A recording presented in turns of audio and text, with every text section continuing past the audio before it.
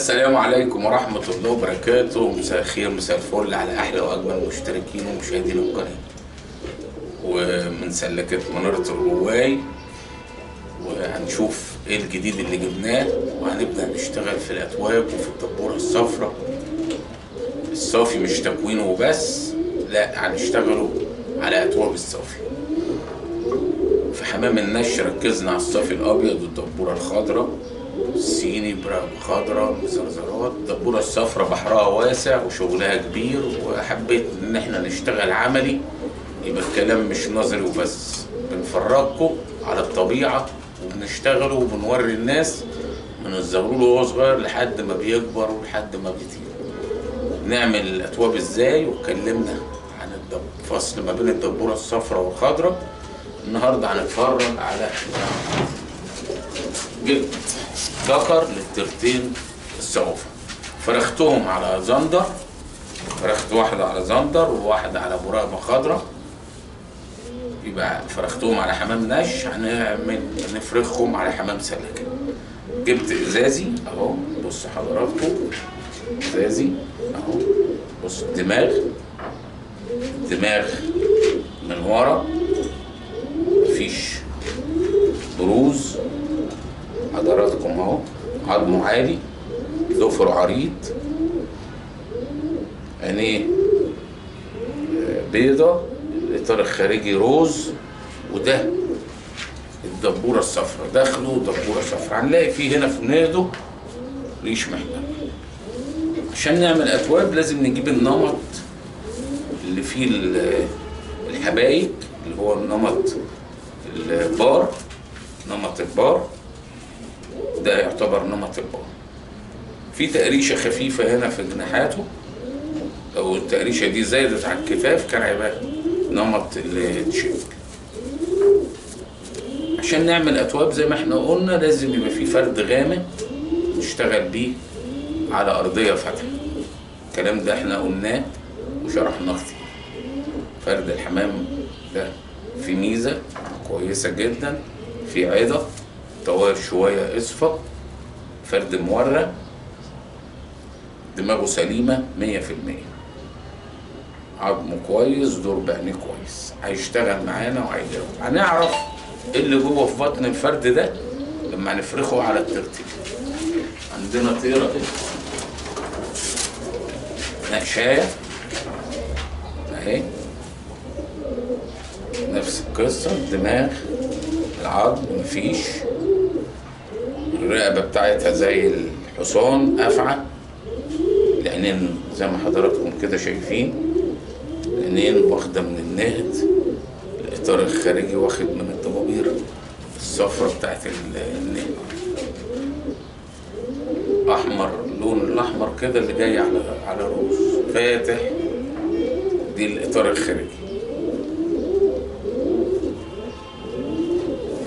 هنفرخ الذكر ده على الترتين ان شاء الله، هيجيب لنا حمام مشبع.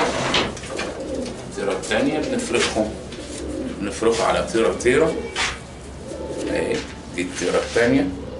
بصوا حضراتكم عاملة ازاي، أفعى، عاملة زي الأفعى. الحمام الصافي عشق، والحاجة الوحيدة اللي ما تقدرش يدخل عليها دخيل أو تلعب فيها هو الصافي. قبل إن هو يخش على حاجات تانية، البلق والحاجات التانية، لكن هو ما تقدرش تدخل فيه حاجة وما يتحسنش. مفيش أي حمام هتحسن الصافي، لا هتعيب الصافي أو هتطلعه من باب الصافي. من أحلى الحمام المصري الأصيل الحمام الغزار اللي على بياض، كنا بنسميه حمام غزار على بياض بدرجاته المتفاوتة. مش معنى ان انا افرخ دول على بعض اللي انا هنجيب كوبي بيست كربونة ليهم، هيطلعوا حمام زيهم، هيطلعوا حمام احسن، هيطلعوا حمام اقل. مش معنى ان هم طلعوا حاجة اقل والوش خرج هيخرج من الباب الصافي ويتقال عليه اسطوري، ما ينفعش. زي اللبلب بيجي شوية وشه ملموم، شوية وشه محذوف، لكن هو أبلق. خروج العظمة شوية أو دخولها أو ينقص درجات ده مش هيخرجه من باب البن او بيت البن. الصوافة نفس الكلام، الناس اللي بتفرخ وحمام السلكات عارفين ان ده هيجيب درجات ومش كله هيبقى نفس المستوى، والا ما كانش وصل للحاجات الطفرات اللي منهم الاسعار خياليه.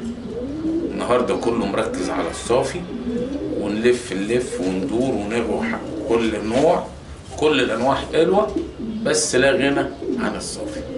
حمامه سبحان الله شكلها جميل، تكوينها حلو، فيها كل المواصفات الجماليه لفرد الحمام.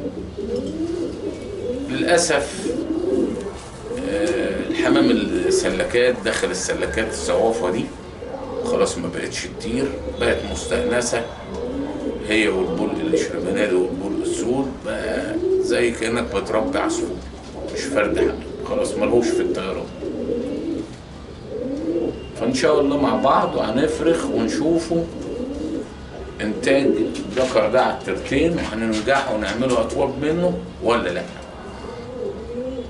زندر ليه زغلول على التيرة دي طالع مشبح، وزغلول تاني طالع أشعل، عشان الجين الأبيض بتاع الزندر أو الحمام البيض اللي عندنا بيطغي على أي جين تاني، فبننجح إن أنا أطلع منه الدبورة الصفراء.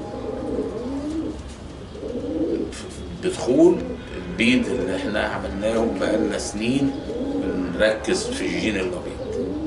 النهارده هنفرخ الأزرق على الترتين الصفر نقوشة، وربنا يسهل ونشوف على الطبيعة ونتفرج على الطبيعة الفرخ بتاعها. لازم يبقى نعرف ايه هي انماط الحمام. عندنا 4 انماط: ابو رقبة، كموخة بيضة وجبدة بيضة، مش عايز اقولهم لكم بالانجليزي. عندنا البار اللي هو فيه خطين اللي هو الدبك، او ما بيتفرخ على ارضية بيضة بالوقت بيعمل لنا الحبيكة اللي هو بيحبك الطوب اللي هو مزرزر، ما ينفعش يطلع مزرزر من الطاجن والا كان المسمى اتغير. يعني الازازي ده طالع وهو زغلول بالشريطين اللي عليه بالدقة.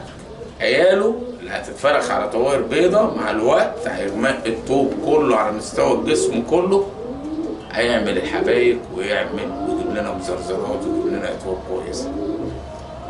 ان شاء الله نشوفه ونتابعه مع بعضينا عملي ونظري. بنفرجكم الحمام في ايدينا، مش بنتكلم من فراغ، بنحاول نجتهد ان انا اجيب الحاجه وافرخها ونشوفوها عملي ونظري. بس زي ما فرجنا وشوفنا ايه هو الجديد وبنفكر ازاي ونشتغل ازاي. المهم تعرف تعدي الزغاليل بتاع الفرخه. طبعا الزغلول مفهوش وش، عظمه صغير خالص. ازاي هتعدي الزغلول الصعب ده؟ هو ده موضوعنا وكلامنا. خلينا في مرحلة أصعب الحمام اللي فيه تكوين صعب زي الصوافة. أصعب فرخ حمام الصوافة. فرد حمام لو فولاية كبيرة شوية مش هتخش جوه، ما ينفعش يتكلف إلا حاجات معينة ومخصوصة هنعرفوها. تعالوا نبص زغلول كده فاكك وشه ازاي وتكوينه ازاي عشان تبقى الطبيعة. ده اهداء مني لحضراتكم والسادة المشاهدين قناة ابطال حمام المشي. زي ما احنا كده شايفين فردة زغلول مفهوش وش خالص. زغلول بسم الله ما شاء الله مفهوش عظم. عشان اعدي الزغلول ده مش بالسهل، في حاجات لازم اعملها وكلفة هنشرحها ان شاء الله في الفيديوهات اللي جاية باذن الله. تابعونا على قناة ابطال حمام الماش، هنشوف مع بعضينا، مفيش حاجة هنخبيها عليكم. هنعرف اهم فنيات واسرار فرخ الحمام وازاي تعدي الزغلول الصعب، وحاجات لأول مرة تسمعها. مش مشترك في القناة اشترك وفعل الجرس وشارك الفيديوهات عشان غيرك يشوفها، والدال على الخير فعلا. الكل هيتعلم في الظروف الكلفة الغالية. لازم نفرق حمامة كويسة تستاهل اللي انا اصرف واجيب كلفة غالية.